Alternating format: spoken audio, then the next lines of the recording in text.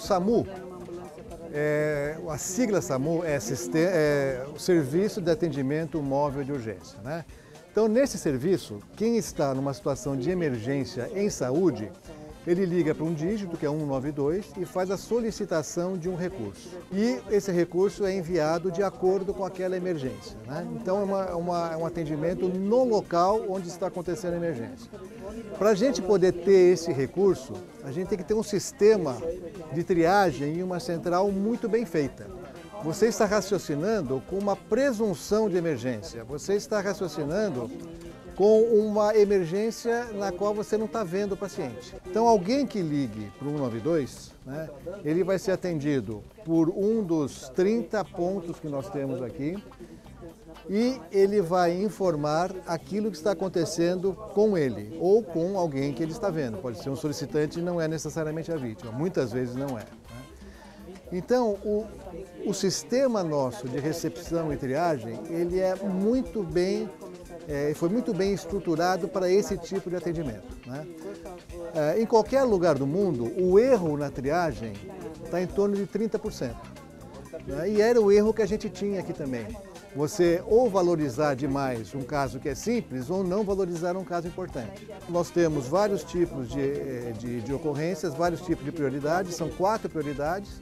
A gente chama de prioridade 1, aquela no qual eu preciso mandar imediatamente o recurso porque existe um risco de morte iminente. A prioridade 2, onde é necessário que eu mande o recurso, mas pode aguardar algum tempo. A prioridade 3, que é menos grave ainda, e a prioridade 4, onde eu nem preciso encaminhar o recurso, né? Então, esse sistema faz isso da melhor maneira possível, né? O atendente atende o telefone, ele caracteriza a emergência real em poucos segundos. A emergência real, o que é? O risco iminente, né? Se está respirando, se não está respirando, isso tudo tem no protocolo. Nessa central aqui, nós temos 2 tipos de funcionários, né? Nós temos os funcionários que atendem a população e os funcionários que passam o chamado para as bases. Esse primeiro atendimento pode determinar a vida e a morte. Esse primeiro atendimento é fundamental para isso, né?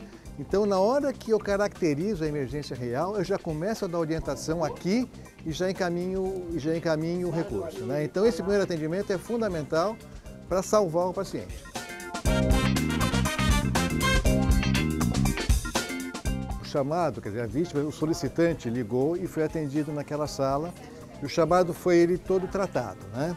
Então, a gente estabeleceu uma prioridade naquela sala, prioridade 1, 2, 3 ou 4 e online, quer dizer, em tempo real, aquele chamado é passado para essas 2 fileiras que nós temos aqui nessa sala, né? Essas 2 fileiras são as fileiras que a gente chama de despacho, ou seja, esse funcionário que está aqui vai por região, né? Nós temos região norte, sul, leste, sudeste e centro-oeste. Por região, ele vai passar os chamados para o recurso mais próximo e mais adequado para aquele chamado, né? Então, nós vimos que nós temos 120 ambulâncias, chegando a 140, e além disso, nós temos também 36 motos que fazem o atendimento desse pessoal. Essas 120 ambulâncias, nós temos 15 ambulâncias que a gente chama de suporte avançado à vida, que são ambulâncias com médico, equipadas tipo uma ambulância UTI. Nós temos 10 ambulâncias que são de suporte com enfermeiro, que podem dar uma qualidade muito maior no atendimento. E nós temos as outras ambulâncias que a gente chama de suporte básico à vida, que são aqui tripuladas por auxiliar de enfermagem e motorista. Mas todas elas equipadas para fazer o primeiro atendimento. Tem desfibrilador, tem telemedicina com eletrocardiograma e tem todo o material para fazer o primeiro atendimento. Então aqui, de acordo com o chamado que ele tem na tela, ele vai selecionar o recurso, né, suporte avançado à vida, suporte básico à vida, ou suporte com enfermeiro, mais adequado para aquele atendimento e vai despachar para aquele caso.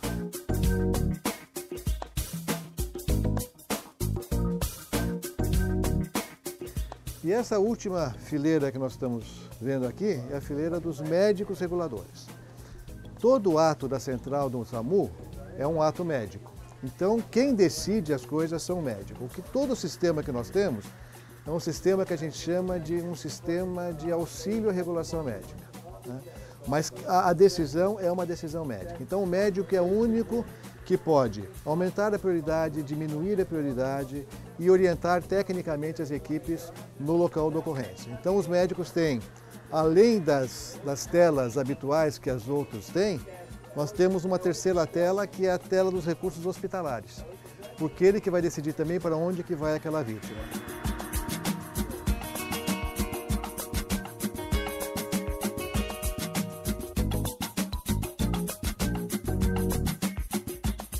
O SAMU, como eu falei para vocês, eles têm vários tipos de recursos para atendimento. Então nós temos as ambulâncias, aqueles 3 tipos, né? Suporte avançado à vida, suporte com enfermeiro e suporte básico à vida. Nós temos as ambulâncias, as motolâncias também que a gente chama. Motolâncias é o nome que o Ministério dá, mas a gente chama de unidade rápida de atendimento com motocicleta. Então são profissionais de enfermagem que tripulam essas motos. Eles saem sempre em dupla. Nós temos 2 tipos de mochila diferentes, com todo o material para o atendimento inicial à vítima. Qualquer tipo de atendimento, desde o atendimento de ortopedia, atendimento de ferimentos, queimaduras, até atendimento de suporte à vida mesmo, paradas cardíacas, paradas respiratórias. Nós temos desfibrilador nas motos, nós temos aparelho de eletrocardiograma à distância das motos, nós temos oxigênio, nós temos respiradores nas motos. Então esses profissionais são treinados para o primeiro atendimento, eles mantêm a vida. A única coisa que eles fazem, que não podem fazer, que as ambulâncias fazem, é o transportar o paciente. Então, um recurso que chega muito antes, atende muito mais rapidamente, e enquanto eles estão atendendo, um recurso eventual pode ir indo. Uma outra função importante da moto é triar o atendimento também. Então, se eu tenho, por exemplo, um acidente, um motociclista cai na marginal, né? Eles vão primeiro, atendem e não é nada, é só um ralado, né? Então eles já podem avisar, olha, está tudo bem, já atendemos, não precisa da ambulância, né?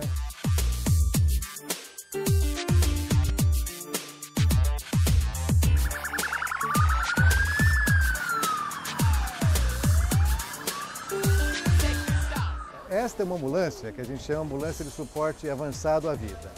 É uma ambulância com todos os equipamentos que é utilizado para a gente manter o paciente vivo, como desfibrilador, como monitor, como respirador, certo?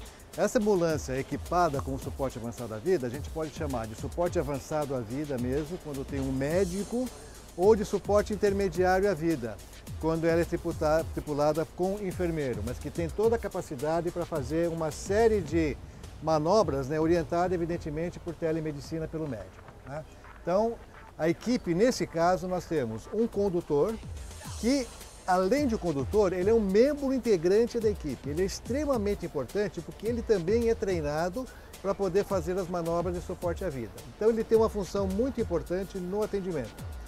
E nesse caso nós temos 2 enfermeiras que estão, por telemedicina, orientadas por um médico, aptas a fazer medicações, a fazer exames que a gente tem, como por exemplo uma telemedicina de eletrocardiograma, a fazer manobras como por exemplo uma sonda supraglótica para respiração ou instalação de uma medicação via intraóssea, né, que a gente chama de LIC.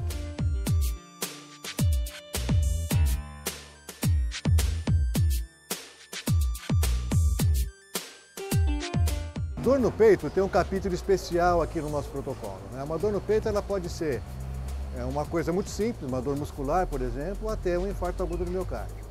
Então, existem algumas coisas que mostram quando é grave ou não. É um paciente se está consciente ou está inconsciente, se está suando frio, o tipo de dor, a idade do paciente, se é obeso ou não é obeso, se fuma ou se não fuma, né? Então, na dúvida, acho que vale a pena, pode ligar para o 192 sim, né? E o próprio 192, no seu protocolo, ele tem várias perguntas que ele faz e que nós mesmos vamos caracterizando essa dor e vamos estabelecer a gravidade dessa dor ou não. O maior problema que a gente encontra em chegar mais rápido no local é o trânsito de São Paulo, né? E assim, a gente até percebe na ambulância, a gente tem muita vontade de chegar o mais rápido possível. É que assim, as pessoas até tentam colaborar, mas eles não são orientados a abrir caminho.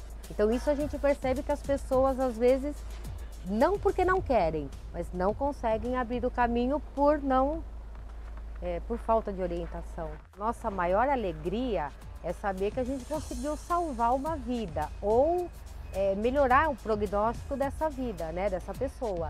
Então essa satisfação é muito grande, né?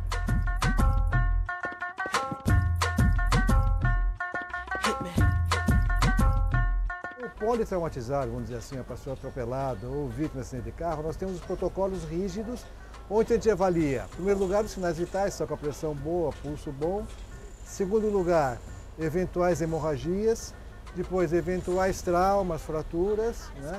E fazer o que pode ser feito, o que dá para ser feito no local, quer dizer, na cena do acidente, para a gente levar o paciente para um recurso definitivo como o hospital, já com uma série de coisas feitas, evitando complicações e melhorando muito o prognóstico.